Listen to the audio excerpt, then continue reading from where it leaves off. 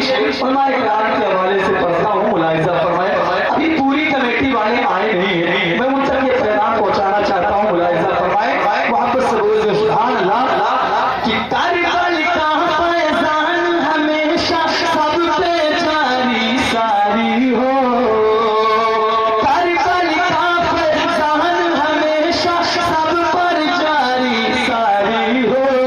जहाँ भी जाए हर सुनली का पल्ला सब पे भारी हो, कारबल का फैज़ान हमेशा सब पे जारी सारी हो।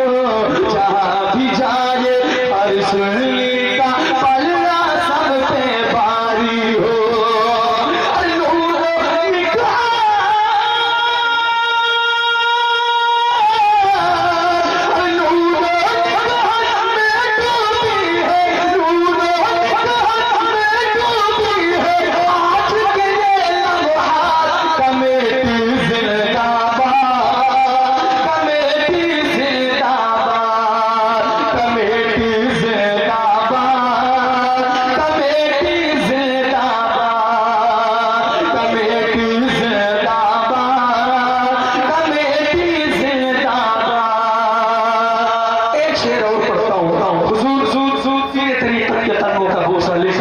और खतीब अशिया वजीर हज़रत अल्लामा मुफ्ती गुलफाम साहब के हवाले से मुलाहिजा कर ले। अकीदत का शेर मुलाहिजा फरमाए, मोहब्बत से बोल दे या रसूल अल्लाह।